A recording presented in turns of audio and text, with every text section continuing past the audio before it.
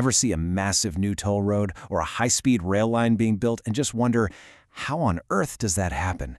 I mean, we're talking billions of dollars and decades of work. More and more, the answer is this really complex deal between the government and private companies. It's a partnership, sure, but it's one that's held together by something crucial and, yeah, often pretty controversial: the government guarantee. So today, we're going to break it all down: what these guarantees are, why they're so important, all the different shapes and sizes they come in, how you even figure out what they're worth, and of course, the huge balancing act governments have to do when they make these billion-dollar promises. All right, let's jump right in. So first question, why would a government, the entity that can literally raise taxes, need to partner up with a private company to build a public road? Well, it really boils down to three things: scale, efficiency, and fresh ideas. And that's where something called a public-private partnership, or a PPP, comes into play. Now, this is not your average construction gig. A PPP is more like a long-term marriage. A private company doesn't just build the thing. They often have to finance it, operate it, and maintain it. And the key idea here is that a whole lot of the risk gets shifted away from the taxpayer and onto the private partner's shoulders. And we are talking about seriously long-term stuff. 30 years is pretty standard for one of these contracts, and some go on for even longer. Just think about that for a second. A company is signing on to manage a highway for longer than a lot of us have even been working. And that long time horizon is exactly where the problems begin. And that gets us to the absolute core of the problem for any private investor: just deep, long-term uncertainty. For them, a 30-year project isn't just an investment. It's a massive, high-stakes gamble. I mean, why is 30 years so different, so much scarier than, say, a 3-year project? Well, because the world can change in unbelievable ways over 3 decades. What looks like a total slam dunk today could easily turn into a financial black hole by tomorrow. And this right here breaks down that uncertainty perfectly. You've got demand risk. What if you build it and nobody comes, or not enough people anyway? There's political risk. A new government gets elected and decides to completely change the rules. Then you have financial risk, right? A currency crisis could just wipe out your profits overnight.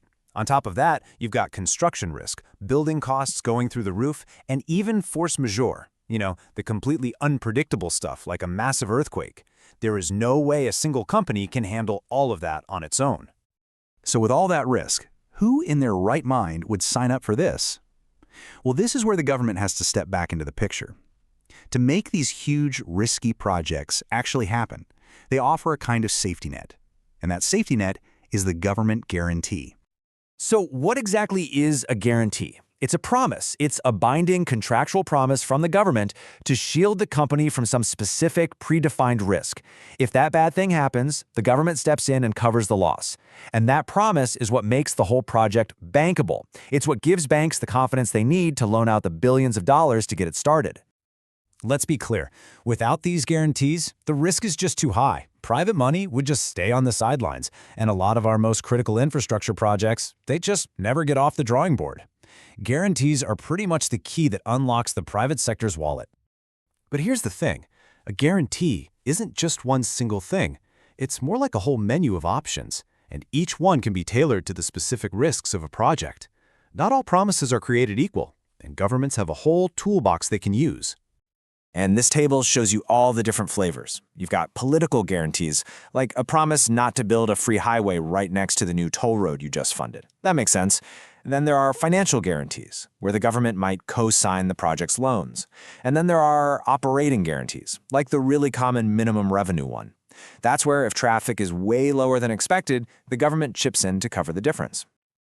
Okay, so this all sounds pretty logical. But it raises a super tricky question for the government and for us taxpayers.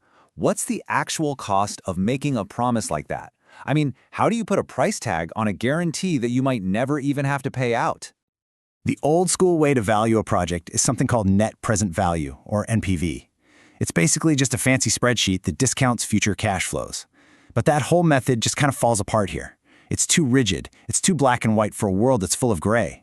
It can't capture the value of having flexibility when you're facing a ton of unknowns.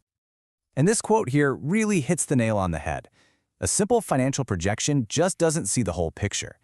The people running these projects aren't just looking at a spreadsheet.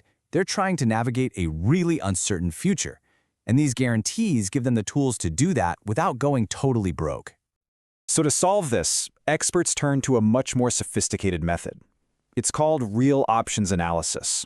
And the big idea here is to treat these guarantees not as simple cash flows, but as financial options. Just like the ones traded on Wall Street. It calculates the value of having the right, but not the obligation, to make a certain move in the future. The easiest way to think about it is like this. Real options analysis values the project's strategic playbook. It puts a dollar value on the ability to adapt. How much is it worth to be able to delay the next phase of construction if a recession hits, or to have the government step in if a worst-case scenario happens? ROA can actually help you figure that out. And all of this leads us to the final and most critical issue for any government thinking about a PPP. It is an incredibly delicate balancing act. On one side, you have getting value for the public's money, and on the other, you have taking on way too much hidden financial risk. This slide lays out that dilemma perfectly. It's a total tightrope walk. If the government offers too few guarantees, private investors are just going to say, no thanks, and that bridge or tunnel the public needs just never gets built. But if the government offers too many guarantees, it basically removes all the risk and all the incentive to be efficient from the private company while piling up huge potential debts for taxpayers down the road. So let's just quickly recap the big points here. PPPs are a really powerful way to get major infrastructure built. But because they're so long-term, they're loaded with risks that need government support. Government guarantees are the tool for that support, and they come in all shapes and sizes. Figuring out what they're worth is tricky, but the end goal is always to find that perfect balance. Sharing the risk in a way that gets the project built, without leaving taxpayers holding the bag. When you get right down to it, these guarantees are what allow us to build the infrastructure of tomorrow. But that fundamental challenge is always going to be there. How can we, the public, be sure that the price of that promise is fair, that it's transparent, and that it's ultimately the right deal for everyone? That is the billion-dollar question at the heart of every single one of these handshakes.